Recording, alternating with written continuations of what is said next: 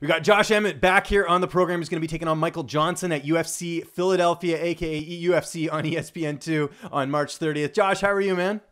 I'm doing great. Thanks for having me on again. No problem. It's good to chat with you. Today is Thursday. What does a typical Thursday look like for you as we're sort of closing out the week here? Thursday would typically be a pretty busy week. I'd have wrestling in the morning, probably a mid session at night, but I'm kind of tapering down now. Yesterday was my last hard MMA sparring, and now I'm just kind of working on getting my weight down and letting my body recover.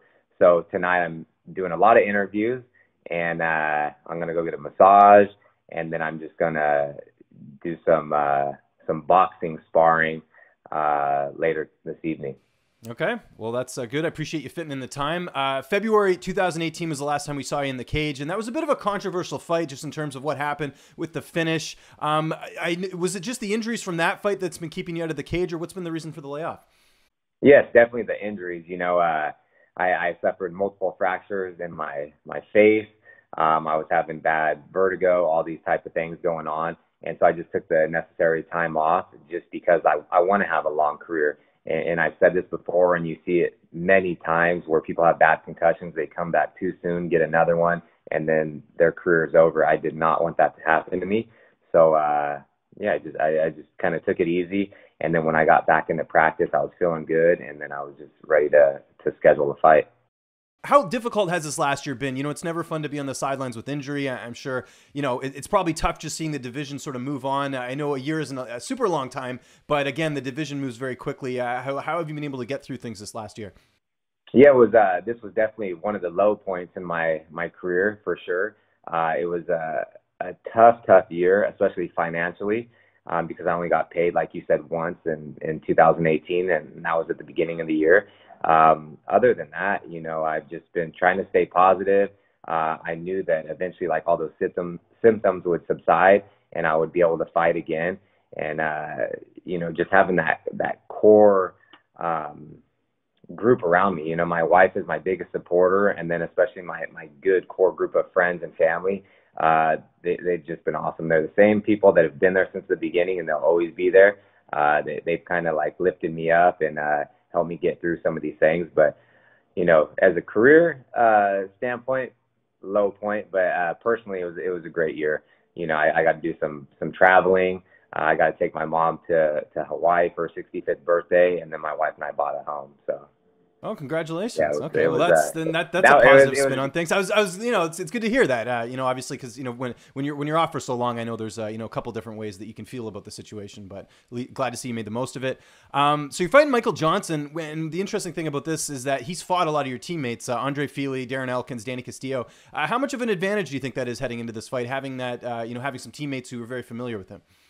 Yeah, I think all of us have different fighting styles. So just having a little insight from my teammates, yeah, it helps, of course, but I feel I won't know until I get in there, you know. It's once I, like, you know, feel him and feel his strength, his power, his speed, you know, it's completely different. But just having a little insight, it does help, I guess you could say. Sorry, someone's calling me.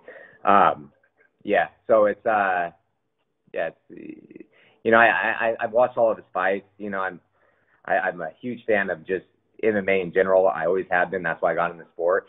And you know, he's fought the who's who. He's fought some of the best guys, beat some of the best guys, and there's nothing he has to go in there and prove. I feel like him and I have pretty similar fighting styles. We're both, you know, athletic, powerful, good strikers with wrestling backgrounds, and this is a fight that just excited the hell out of me, just because. You know, I go in there and beat such a seasoned veteran, then I'm right back in the mix, and then who knows what happens next. But it's just a fight that I knew the fans would be excited about. Team Alpha Male is a pretty big gym. I know there's a lot of different training partners there. Is there anyone in particular you work with a little bit more for a fight like this than others? This fight I was working a lot with Andre Fili, just because, and Hector, he's another guy that's up and coming. That's a great guy. They're both, you know, southpaws, give me good looks, long, rangy guys. And then I've been doing a lot of boxing sparring with a pro boxer, friend of mine, Ruben. So it's a good look, and yeah, that's about it. Sometimes when you have a long layoff, I know the weight can get piled on a little bit more. How has the cut going ahead of this fight? Yeah, it's going good. You know, it's always a tough cut. You know, making 145 is definitely a challenge to me, but yeah, I will be good. Like I said, I've only missed weight one time, and that was because I took it on 3 week notice. But I'll make the weight, and everything should go according to plan. Who's going to be in your corner for this fight? I'm gonna have my boxing coach Joey Rodriguez, Danny Castillo, and Uriah Faber. And how do you see this fight playing out? Johnson's kind of a tough guy to finish, but he has been finishing his career. How do you see this unfolding? Yes, it's always hard for me to give like predictions of how fights are going to end.